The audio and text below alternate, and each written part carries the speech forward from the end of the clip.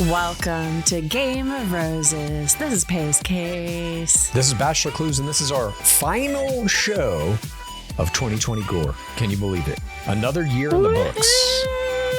We did it. I know. It's hard to believe and yet easy to believe. This year seems like it flew by and seems like it took a million years simultaneously. I don't know how that happened, but it did. Time flies when you're having fun making content with your best friend. Oh, I thought you were going to say time flies when is what Clues said to me before this podcast. Doesn't exist. I'll tell you what does exist and what we're going to do in this very episode. We are going to be breaking down the Parasocial Play of the Year, and we are going to be giving our year-end awards for best plays, best errors, face plays, et cetera, et cetera. Now, if you are following us on social media, you know that we have been doing a this or that bracket style voting extravaganza for the past week or so. And it's your votes that have now determined the top Parasocial Play of the Year. We are going to be going through the top 8 of them in order, counting down to the biggest play that you voted for. Everyone in the pit, just keep that in mind. This is not Lizzie and I's choice. This is the pit. The pit has spoken. We did narrow it down a little bit. Initially, just we had to. That's right. For production reasons. But the pit did decide this. The pit that's on Instagram following it. For production reasons. But shall we jump into the space case? You just want to go into it? Dive in? Let's go. I can't wait to see. All right, here we go. The results. Our number 8 Parasocial Play of the Year. Now, again, as voted by everyone in the pit, is none other than... I like that you keep saying that. I just want to make sure everyone knows we're not making these selections. Clues hates this play. No, I don't hate the play. It's the democracy of the pit. These are the votes. They have been counted. And the number 8 Parasocial Play of the Year belongs to Hugh Jackman and Ryan Reynolds as Wolverine and Deadpool. Did you see this movie, by the way? No. I watched it recently. I saw this promo, though. It's all right. B-. I wouldn't have put this in my top pool, but back democracy. In July, they did a kind of Bachelor Nation style ad for that movie that had Ryan Reynolds and Hugh Jackman doing this kind of cross promo where Deadpool is laying on a couch. Wolverine doesn't want to be there. They have some roses. I can't do this. What the hell am I even doing? And then Ryan Reynolds in full Deadpool outfit comes out and he's like, we pulled out all the Gen Z phrases to explain to the reluctant Hugh Jackman why this ad matters to Bachelor Nation. Slay, FR, trauma, Genergy, 4-hour work week, quiet quitting. And they, play this for comedy. Let's take a look at this play now. I can't do this. Oh, no. Yes, you can. What the hell am I even doing? You're explaining to Bachelor Nation why our movie is the perfect date movie while holding this. Oh, I love the smell of sunflowers. I'm not doing either of those. Yes, you are, because you are a confident, powerful person, and 18 to 49-year-old women are super important demo for us. No cap. What? No cap. What does that mean? It's what all my fellow Gen Zers say. Slay, FR, trauma, Genergy, 4-hour work week, quiet quitting. Look, the point is... I'm out of here. All right, stay off camera. I'll handle this. Hey Nation, Deadpool here again to tell you that our movie has everything you love.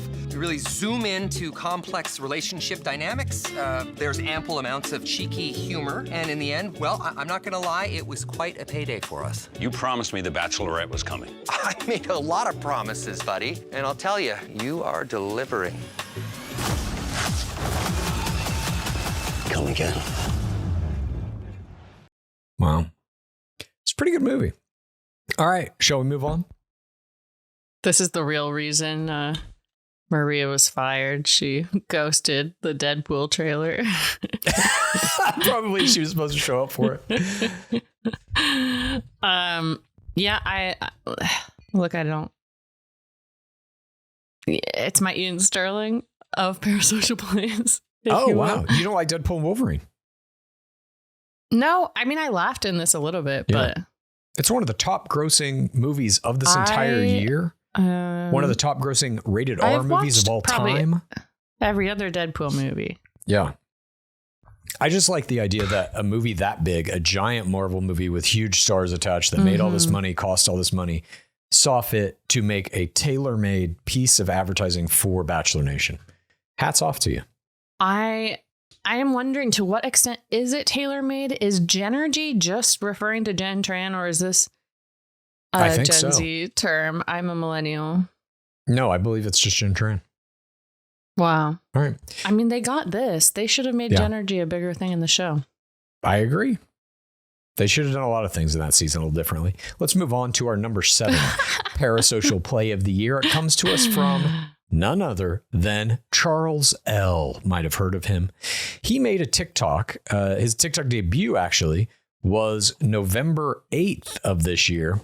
And he is in charge of the internet, is how we delivered that one.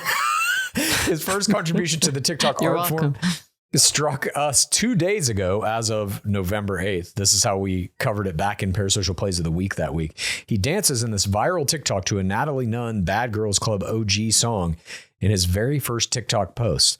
As of November 7th, it had 7.7K he had 7.7K followers on TikTok as he does this dance where he grabs his own butt and kind of vamps. As of when we originally posted this, it had 1.2 million views. Let's check it out. I thought this might win. Me too, but it didn't.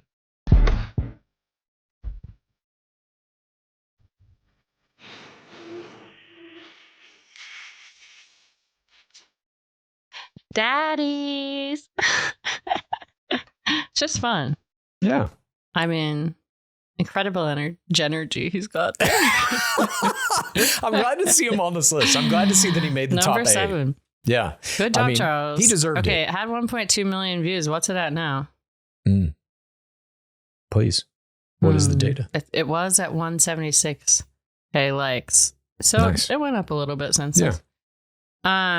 Good job, Charles. Our number 6 Parasocial Play of the Year, according to the entire pit active on Gore's Instagram account, is Daisy and her SpawnCon that she did with the major partnership for Daisy brand, known for their sour cream and cottage cheese. Daisy posted this Instagram post. The caption is, "You're looking at the new face of @Daisy brand, #Daisy partner. We've all been manifesting this partnership for a while, and I'm thrilled to officially announce it. Not only do we share a name, but Daisy is my go-to brand that I have been eating since I was a kid. Now I feel like I'm part of the family. So excited to share what's to come." Fantastic. I mean, this commercial is still playing, by the way. With the Daisy thing on top of her head is just iconic. I agree. We saw this commercial like 2 nights ago on TV. It's still in rotation. Let's take a look at Daisy's Instagram now, where she has the picture of her with the Daisy cheese on her head. I mean, it's just a perfect image. That feels like it's photoshopped. She's Heather Martining. It looks photoshopped to me. Oh, I don't think it's actually on her head. Yeah, but I don't think so either. It's literally perfectly. God, 91K What do you call likes. that when both sides are the same? Symmetrical. Symmetry. We demand. It's just a perfectly symmetry. laid out image. Yeah, she's glowing. She looks like she can't get enough of that cottage cheese on her head. Great. I mean, some of my favorite Parasocial plays are SpawnCon. Absolutely. You choose what to do with it. SpawnCon is the next phase after you come out of the game. It's how do you now get paid as either an influencer or a reality star? And SpawnCon is one of the primary ways. With money. Exactly. And a lot of SpawnCon content is throwaway. I'm just doing this ad. They paid me to do an Instagram reel or whatever. Some of it becomes a little bigger where you're making something funny or interesting. In this case, it's almost as though she is a brand ambassador for Daisy Cottage Cheese now, simply because she has the same name. And that name recognition, that can win huge elections.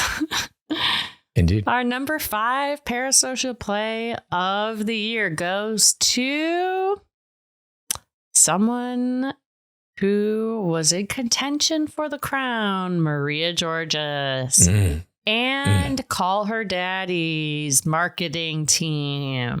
They made a joint play this week of May 2nd, 2024, which was a real ad for her Call Her Daddy episode of Alex interviewing Maria and then Maria declaring, this was a callback, "I'm gonna slip into something more comfortable." Her signature taut outfit change play. At the time, it had 5.3 million views. God. And there was a subsequent reel where she's decked out in the Call Her Daddy merch and she does the splits all over the studio with a bunch of prop roses, which also had 2 million views. Yeah, let's take a look at this and then we'll discuss. Tell Jesus that the bitch is back. I was in the 212 on the uptown, hey nigga, you know what's up or don't you? Word who made ya? I'm a rude bitch, nigga. What are you made of? This is it. It's unbelievable. This was after Jen Tran went on, and it was before also Kamala Harris went on Call Her Daddy. So Maria Georgeson, amazing company, obviously, but this really marked, I mean, what we learned from the interview that she did was that was supposed to be her. Sorry? Joyelle also in that company. Yep. Joyelle. They were on Call Her Daddy. What we learned in that interview was Maria was supposed to be the Bachelorette, and that interview was supposed to be her announcement, her coming out party as Bachelorette. She said that on that show. And it really, in my mind, cemented Call Her Daddy as obviously it's a giant podcast. You had Kamala Harris going on it, but it cemented it as like the most important podcast in Bachelor Nation in terms of this is where the big people go to make the big announcements and do the big things. Bachelor happy hour, whatever. No offense. Damn. Oh my gosh. That's just how it is now. Catching strays directly in the face. Okay. That's how it is. Not only does it have that historical significance, but it's also just like, tell Jesus that the bitch is back. It's just this perfect little segment. Yeah. And showing off her physical prowess. Those splits are insane. Now at 213K likes. Wow. I mean, I think Maria Georges really was an interesting player. And again, at the end of this episode, we're going to get to our year-end awards, so hang around for that. Maria Georges was a player who really we haven't seen one like her in a long time, maybe ever, who was able to kind of ride the villain 4TRR line. She was super entertaining, super funny, so much so that even though she went out kind of in an early phase of the game, didn't make it to a hometown, she was the Bachelorette. They gave her the crown for a couple of days before it was revoked. She did. People kind of forget, but Maria carried a lot of Joey's season. Absolutely. Like, it was the Maria show, 100%. Yeah. And in the end, Daisy and Kelsey obviously did an incredible joint play. The sisterhood handhold seen around the world. They definitely were able to pick up the slack of that season after she left and really make it about them. Those hands just drenched in cottage cheese. They're just back there eating cottage cheese together, slopping like, it on each other's faces. Yeah. Daisy, no. She's like, again. I have to do it. It's part of my we contract. We have the same name. Yeah. I signed the dotted line. I have bought Pace Salsa. Wow. No affiliation. I don't know if there's any Chad products. Not that I'm aware of. And I went to Palmer. That's more embarrassing. The Palmer mechanic one. That was my scream once. Yeah, just because of Jesse Palmer's last name. Nonetheless, congrats to Maria. She makes it into the 5th place slot here in our top 8 parasocial plays of the year for this Call Her Daddy offering. Moving on, our number 4 parasocial play of the year. And I thought this would have ranked much higher. I thought this would have won. Me too. If not the Charles video. I thought it would have as well. But it is Joey Grazia Day at the White House from February 14th. This was right after, or it was as his season was concluding. His season was still airing, I believe, at that time. There were maybe like 3 or 4 episodes left. And he showed up at the goddamn White House in a picture with Kamala Harris and her husband. I don't think we've ever seen this. He coaches her through handing out a rose. Yeah, exactly. Performs a bachelor play. Incredible. Yeah. At that time, she was not running for president. She was simply the vice president of these United States. I don't think we've ever seen a bachelor player this close. The second gentleman handed out the rose. Sorry. What? The second gentleman handed out the rose, and she accepts the rose. Sorry. Oh, no problem. I don't think we've ever seen a Bachelor player get this close to the most powerful position in the world. Have we? Has anybody else gotten into the White House and done social media with the vice president? Jillian Harris with the Canadian. That ain't the same. No offense. No person's offense wife. to our friends north of the border. The Canadian North. Kim Kardashian getting all those people out of jail.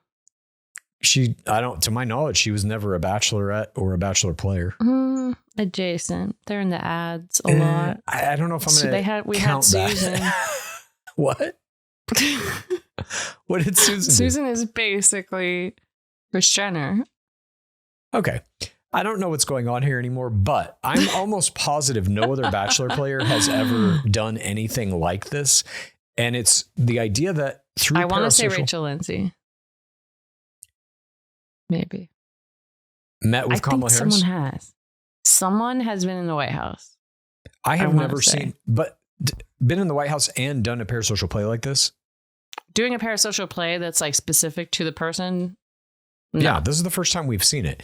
And to me, it is just a kind of acceptance in mainstream American culture, whether you watch reality TV or not, that the Bachelor, at least this Bachelor, Joey Graziadei, was important enough that the Vice President of the United States said, yes, come to our office. We will make a Bachelor-themed piece of social media for you. That will be good for us. It was them kind of acknowledging that, you know, this kind of pop culture stuff is important. Let's get in terms the of public 18 opinion. to 49-year-old women. Yeah. You know, unfortunately. But they obviously it wasn't didn't come enough. out to vote because this is in fourth place. Yeah. It's too early. Maybe, perhaps. We I don't don't know. know.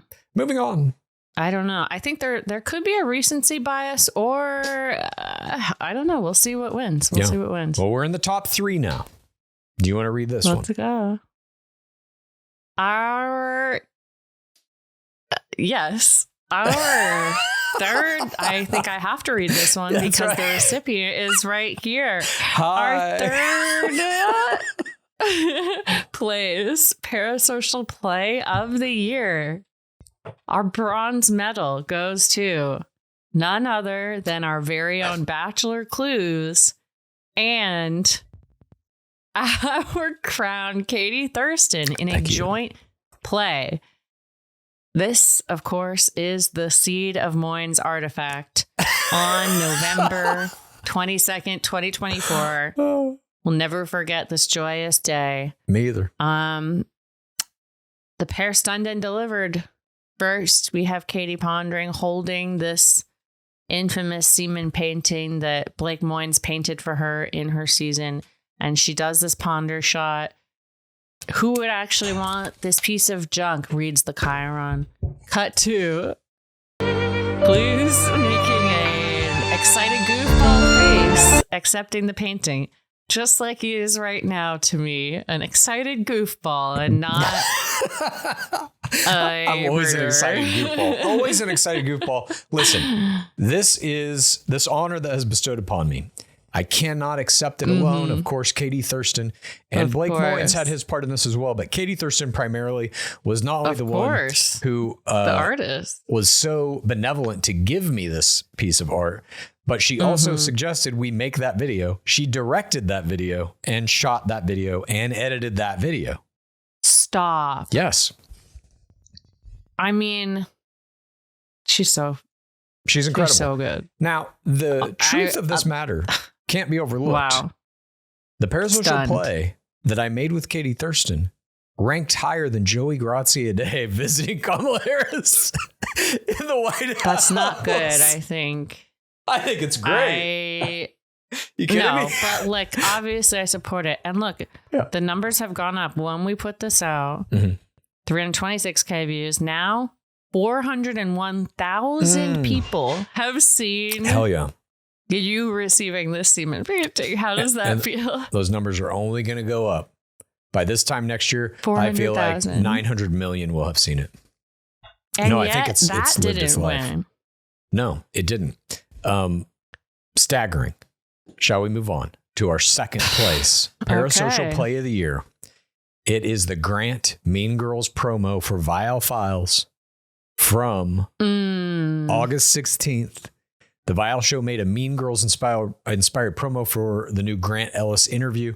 It had Joey Graziadei, Kelsey Anderson, Daisy Kent, Tyler Cameron, Ashley and Jared Iaconetti, and their baby Andrew Spencer was in it. The actor Josh Peck was in it. Even Katie Maloney from Vanderpump Rules. It had 1 million views at the time it came out, 25.3K likes. Star and, power. One user commented, more marketing into this reel than The Bachelor announcing him. Let's take a look at this thing. Grant Ellis.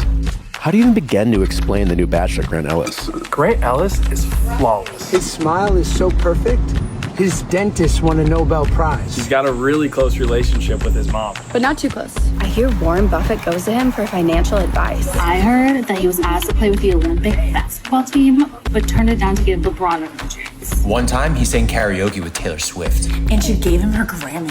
One time, he took my money playing poker. It was awesome. Well, that's not entirely true.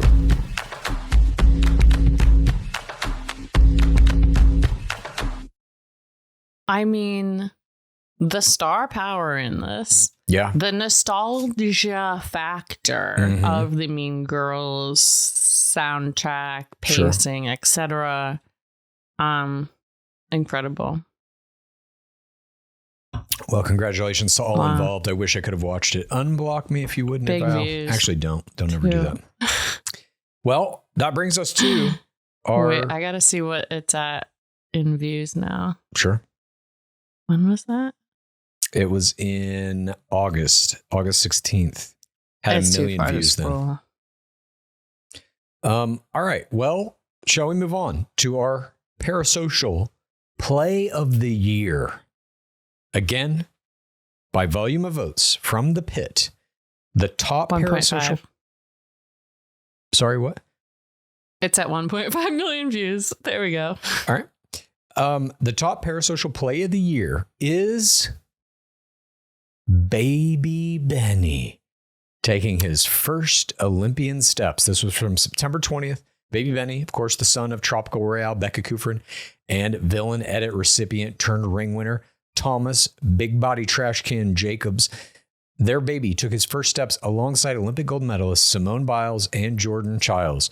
Yes, you heard that correctly. In a joint reel posted by Becca Kufrin and Thomas Jacobs, we see Baby Benny doing an incredible series of steps on the beam and steps on the mat being held up by Olympian Simone Biles and then steps by himself. Kufrin performs a quick series of tap steps in celebration of this alleged milestone. Of course, we believe this was manufactured. Baby Benny watches the team of It's hard to Olympians not train. question. I agree. Baby Benny watches the team of Olympians train. I'm even thinking I'm going to tell everyone that I'm with when my child starts walking. I'm going to say, oh my God, that's his first steps. You saw him. Yeah. You can probably get away with that for a solid year, I would imagine. Then it becomes like, wait a minute. Who's going to talk about his it? first steps. Weird. He's 10 years old. Baby Benny watches this team of Olympians train, poses for a still photograph with the Olympians. The caption reads, quote, Benny took his first steps. All it took was motivation, watching at Simone Biles, goat emoji, training encouragement with at Jordan Childs, and the at Gold Over America tour floor mats. Unbelievable prayer hands, heart emoji. Our jaws were on the floor at this stunning reel play. Pace case got chills. Is Baby Benny coming for the Lyondike twins and Alessi Lyondike's parasocial dominance? It looks like it. At the time of this play, it had 50.5K likes and 1.3 million views. And Biles' engagement didn't stop IRL. She commented on the post, not me almost passing out from screaming. I was so excited. Crying face emoji, clapping hands emoji, so good. OMG. OMG indeed, Biles. OMG. Let's take a look.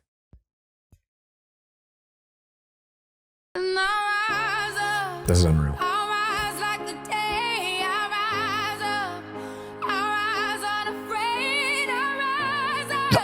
On the bounce, man. You got this. You got this. You got this. You got this.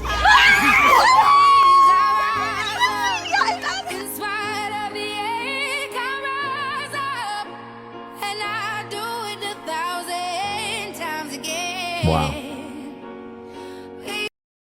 Wow. Now Absolutely I incredible. understand the goat face thing. Yeah. Absolutely incredible. I love to see. I mean, I'm happy this won. I wish I would have won, of course. And I would be, I would accept getting second place to Grazia Day and Kamala Harris. This play, though, it's in that same category of a Grazia Day and Kamala Harris.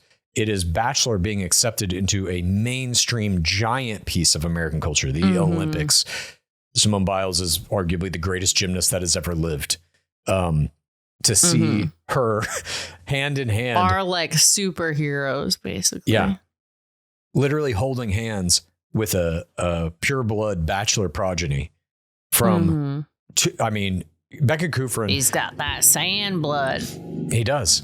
He's got sand blood. I think Becca Kufrin is. We recently had a question about our Bachelor Nation Mount Rushmore. I did not put her on it, but she'd be like the fifth head if we could. I think she is vastly underrated in terms of what she's given to the game. And to continue to do stuff like this is just mind blowing to me. So congrats to the whole Jacobs Kufrin family, to Simone Biles on this outstanding achievement of winning the Game of Roses Parasocial Play of the Year 2020 Gore. I mean, I feel like we knew this was the play of the year when we saw it. I don't feel like that. I thought it would be in the top 5 potentially, but I mean, sincerely, Joey Grazia Day with Kamala Harris. The Kamala Harris thing seemed hard to beat, but I agree. Look what happened. In retrospect, it all makes sense.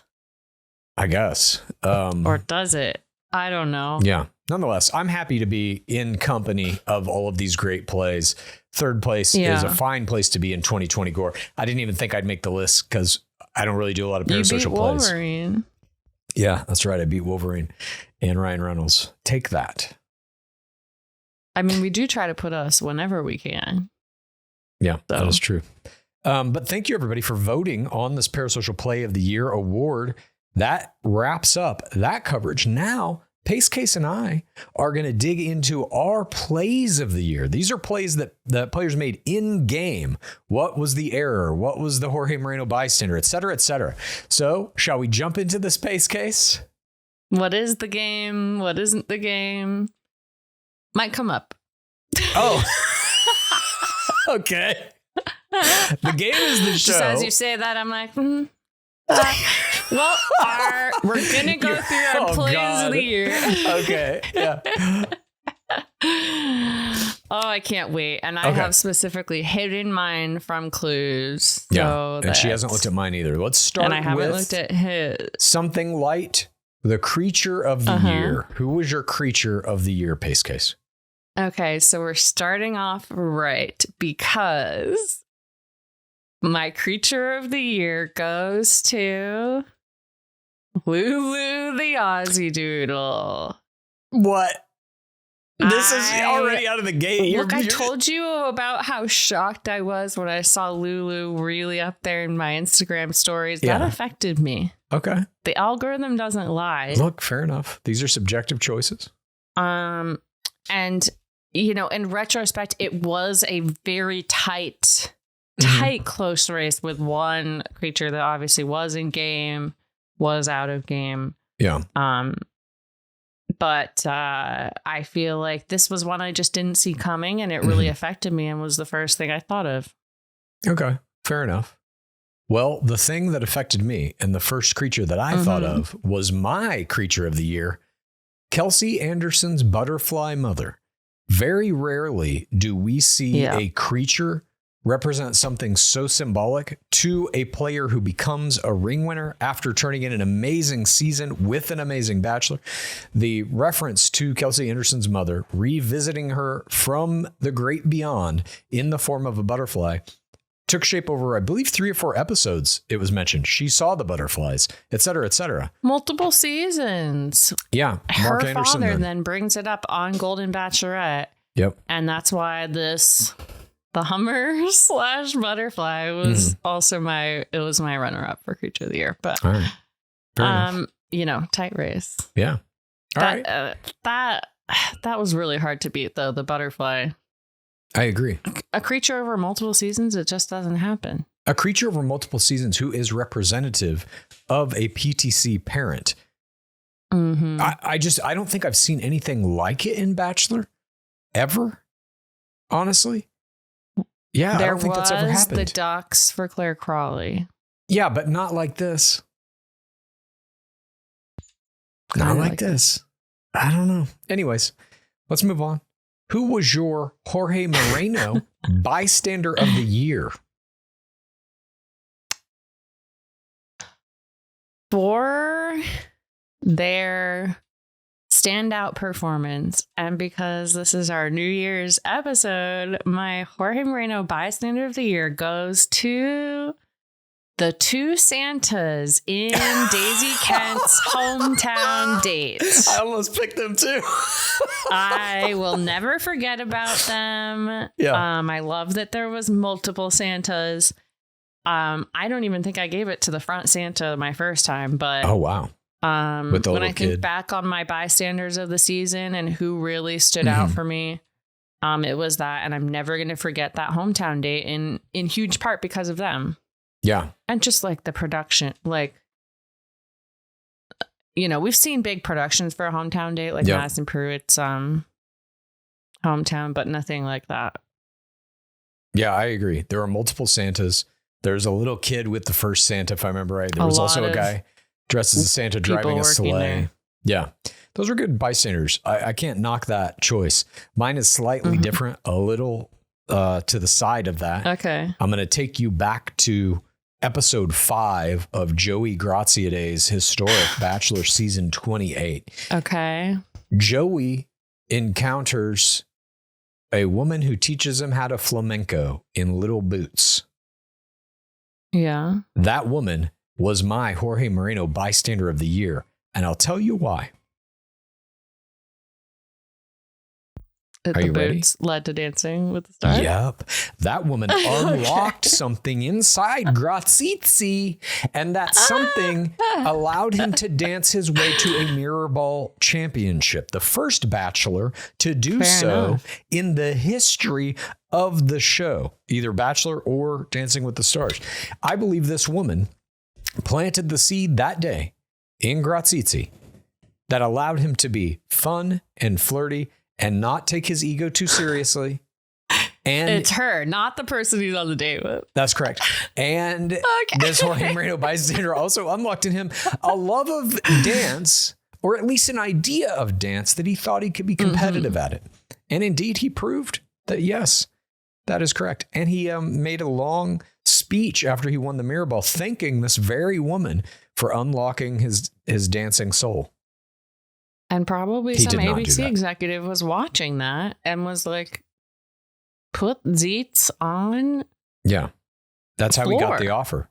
That's how he got the offer. I like to think there's like a big boardroom meeting when they're choosing who are the celebrities going to be for the next season of Dancing with the Stars. And everybody brings their materials. And somebody just played that video and said, do I need to say more? She just shows the boots. Yeah, that woman came into that meeting with. I don't know. It definitely sounds like the casting's more complicated than I thought. So could be. Nonetheless, I give huge thanks to this Jorge Moreno because I do think she was instrumental in getting Grazizi on Dancing with the Stars and then ultimately to win the first mirror ball ever by a Bachelor. Not by a Bachelorette. That was a great moment. But by a Bachelor. It was indeed. Let's move on to our face plays of the year. Who you got, Pace Case?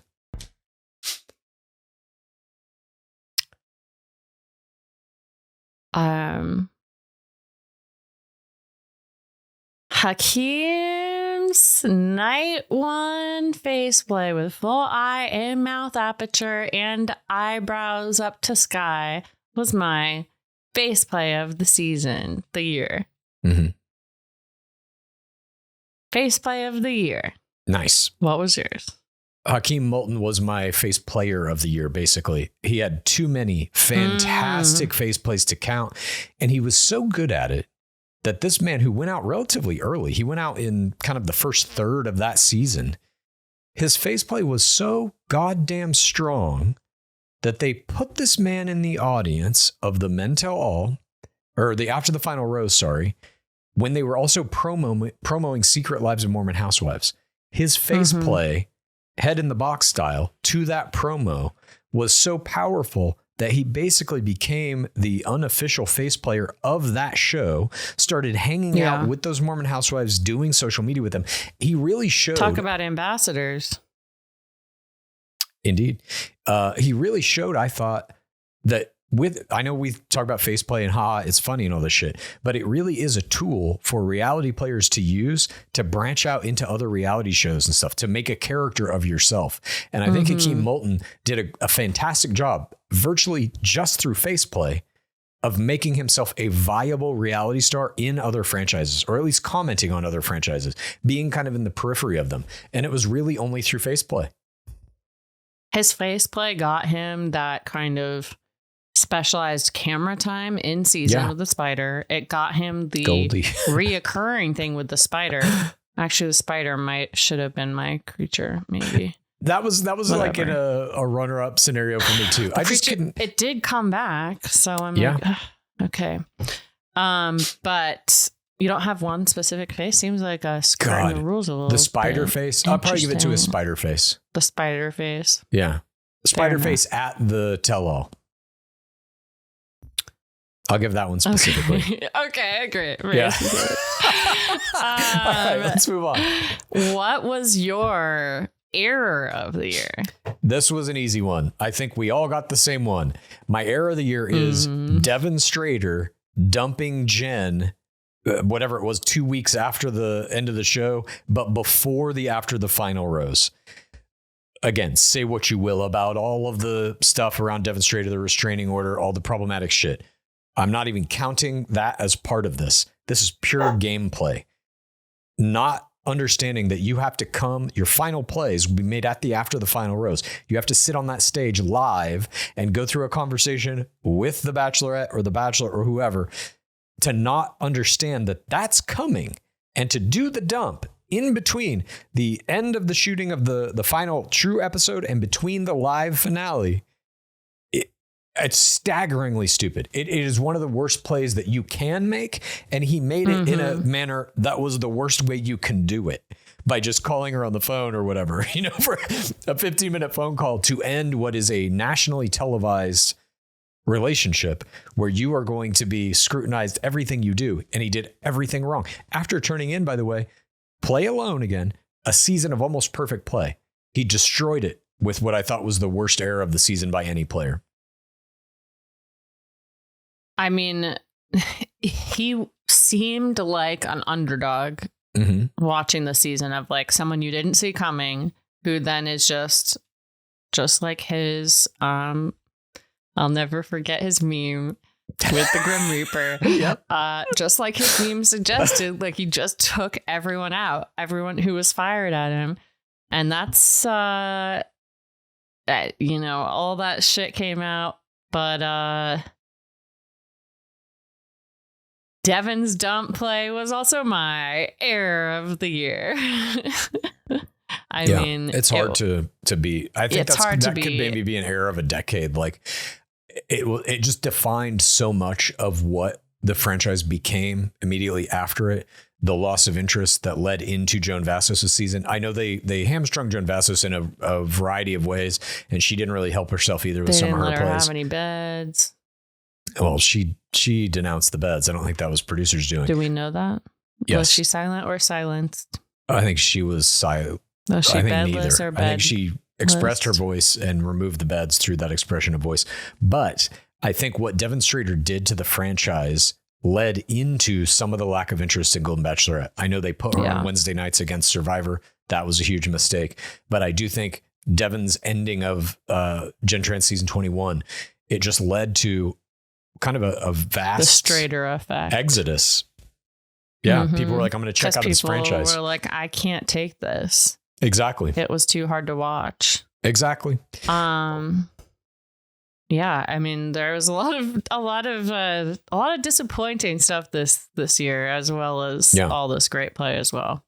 Speaking of the great play, Pace Case, we've talked about the errors. What was your play of the year? This, I had a really close race on. Yeah. But Jen proposing to Devin was my play of the year. I know that it was framed in this horrific way in the show. Yeah. But I do think it is what we're going to remember this season for, hopefully. And it is still incredibly important as we all suffer under patriarchy. I agree. Jen Tran proposing to Devin was also my play of the year. Oh, nice. We have so many similar. This one to me, like the only thing that even came close was Daisy and Kelsey doing the handhold sisterhood play at the end of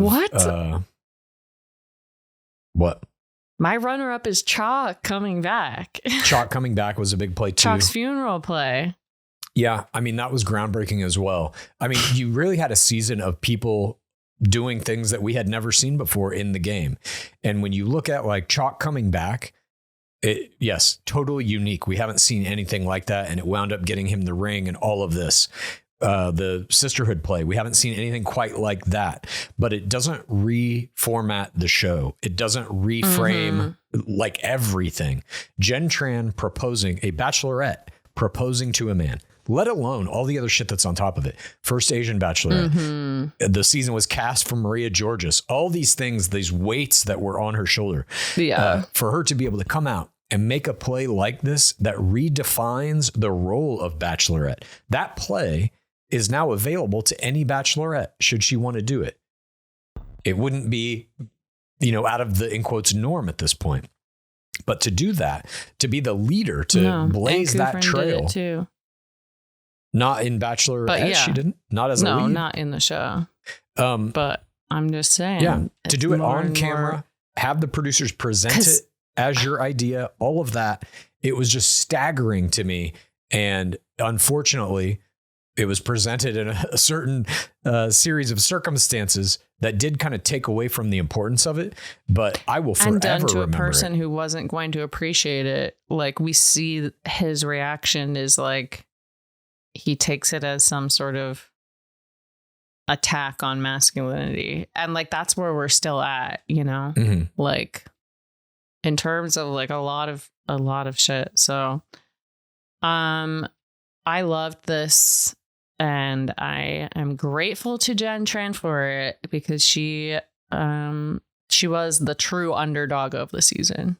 I agree. And did amazingly. Which leads us to our final award of the year. Who was your most valuable player of 2020 Gore? For those reasons, Jen Tran was my MVP of the year. Same. There's no two ways about it. We saw some fantastic play from a lot of different players. Unfortunately, Grazzi's rookie season was last year. He was fantastic from his rookie season to his bachelor reign. Fan-fucking-tastic. One of the best bachelors we've ever seen. Grazzi's up there for me. Me too. I would even say Chalk played a season, at least in this early iteration of the Golden franchise, that, like you were saying, it was a definitive kind of play style. One of my plays of the year. Yeah. Yeah. But what Jen Tran was able to do was essentially redefine what a bachelorette can be. Not only by being the first Asian bachelorette, but by making that play at the end, the proposal, by shouldering the weight of a season that was not cast for her. All of the things she managed to be able to do over the course of her rookie season. The weight of the guys with the allegations against them. Exactly. All of that. Yes. She just kept the franchise alive in circumstances that I don't think any normal person would have been able to handle. No. And I will always be grateful to her contribution to the game in this year, because I think without her doing what she did that season, I don't know. I just feel like there was an intense amount of pressure on that season, and she was able to eventually go through it, pull it off, and make these incredible plays. I just feel like this year, even though Graziadei won the Mirror Ball and was a great bachelor, he kind of bookended the Bachelor franchise of this year. You know what I mean? In his successes, I feel like Jen Tran was the middle. And without that, there ain't nothing for many months in that centerpiece. She wasn't supposed to be on Dancing with the Stars. Like, her performance delivered. And she also, and this is part of what I say when it's like, what is the game? Because her Parasocial performance since that, and during Dancing with the Stars and the Will They Won't They stuff, like, for me, also contributes to me being like, oh, she's a superstar. Yeah. No, I agree. She's a reality TV star for sure.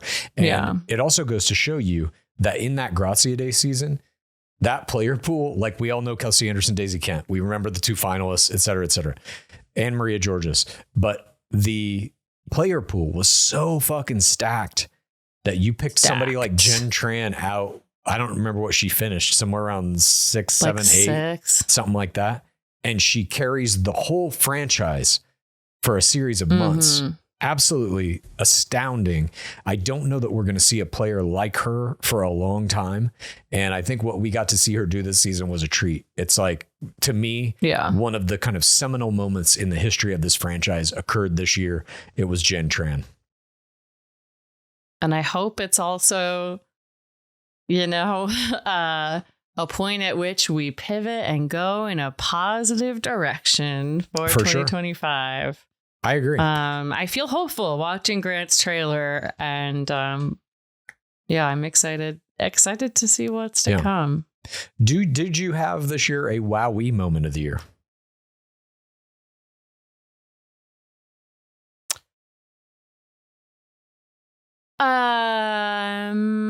Yes. Me too. Were they the same moment? What's it yours? Was producers forcing Jen Tran to watch the proposal video next to Devin. Ah, it's interesting how you phrase that. Producers forcing Jen Tran to watch the demonstrator. Oh, come on. My wowee moment of this year was when Dark Lord Jesse Palmer became a full Dark Lord. He got his Dark Lord wings. This is so rude. His bat-like membranous veiny wings sprouting out behind his shoulders for us to watch live on stage as he said, Jen, do you want to watch the proposal back? And Jen Tran said, do I have a choice? Through tears, sobbing. That was my wowee moment of the season because he ain't pressing play. No, he ain't pressing play. He's pressing the tear button though. The producers made this choice for sure. It was not his choice, but he delivered. He followed orders. He pulled off the execution of this moment. He is a part of it, a big part of it. You cannot denounce that. How dare you speak about Lulu's father this way? Lulu doesn't even know. He is a girl dad twice over. I mean, he's an empathetic king. This was done against his will. You can tell. Yeah, he looks like he's really broken up about it. Everyone agrees with me. As he hosts college football, and that's why baking shows, the Golden Bachelorette. Exactly, he's just lovable, the lovable goofball. Yeah. I don't know about all that. Empathetic king. We saw the light in his eyes go out in that moment. Interesting. And get replaced with a darkness that I don't even think Chris Harrison had. Who's trying to get the tears? DLP? DLP doesn't want to deal with tears. That's not his goal. Look, we can hash this out. He had a choice to make in that moment. He wants to have fun. He could have not done it. Yes, it would have derailed the production a little bit. And maybe he would have been reprimanded. He's probably reading the script. He probably didn't even know Devin would be there. He thinks it's just going to go the same way it always has. He introduced Devin. What are you talking? They were both sitting right there. He might have thought Devin was going to walk off for that part. Like, he doesn't know all the stage directions. It's not like they all practiced together. DLP There's no walkthrough. Stuff is fascinating. At any rate, that was my wowee moment. It was also yours. We framed it differently. I do believe Dark Lord Palmer had some responsibilities in this wowee moment. Yeah. I changed my mind. My wowee moment goes to obviously the same person, the producers. And it is that they cast all of these men with restraining orders and accusations of violence in one way or another against women. Yeah. After they came out in the LA Times article before Jen Tran season saying, well, we got their backs. Everything's great. I agree. And like that Wolverine trailer tells us, we're the 18 to 49-year-old women and clues. And we don't want to see that shit. Yeah. I'm an 18 to 49-year-old man still. I do still fit in that demographic. Thank you very much. Oh, wait, did I tell you I went got back a to little the time theater? left. I probably did already tell you. To do what? Where we did your 40th? Oh, no. It's Brain Dead Studios or something now, right? What is it called? Yes, that's what it's called, Brain Dead Studios. I went there on How is it? Wednesday. Mhm. Oh, it was great. Yeah, I got to go back. But there was no drone footage in what I watched. Actually, there was sorry. a little. Sorry about that. So it's still good. Yeah, if anybody wants to see a very weird thing that I made for my 40th birthday party, it's a series of 31-minute videos that are. I can't even remember what it was about, but I playlists. remember how it was shot. Yeah, it was like a weird thing that I wrote and I shot it with a friend of mine using drones, and it's 30 minutes long, these 1-minute little things. It tells a kind of narrative, and I forced everybody to watch it at my 40th birthday party some 8 years There's no ago. forcing. Oh, well, some people but were the forced. drones Maybe not you. were the size of cars, now that I think about it. Oh, Clues? I've been found out. It's me. Clues, I knew it too. I'm the drones. It's for the 50th, isn't it? I'm laying the groundwork for my 50th birthday. I'm shooting in car-sized drones now. Your false flags on our show being like, I don't know what these are. Yeah, it's like, what are these my drones? God. Throwing you off the set. Anyways, thank you everyone for joining us for this year. It has been a real wild ride in Bachelor Nation and all the other shows we've covered as well. Love is Blind and Traitors and Perfect Match and Love Island USA. I This is my literally first can't Love wait Island to see season. what Gabby does on Traitors. Yeah, we will be back next year very early on covering all these shows as they come out. Traitors is early January. World's Toughest Test is early January. And late January is Grant Ellis, Bachelor Season 29. And then early February is Love is Blind Season 8. We'll be covering it all on And our I think Patreon. I'm going to start the hetero ultimatum shortly. Oh, shit. In a Pace Case Palapa? In a palapa. Nice. Yeah, hit us up on Patreon That's for that. my New Year's Patreon.com/Game resolution. I'm Roses. going to make at least one Pace Case Palapa about the hetero ultimatum. Fantastic. You Can't wait heard to it see here first. And thank you to our team, Anya, and our editor, Logan, for helping us with everything that is Game of Roses this year. And we'll see you all in 2025. God, indeed. Praise be Dark Lord Palmer. Please rate this podcast. Please review this podcast. Please get a friend to listen to us. And then please rate this podcast. Please review this podcast.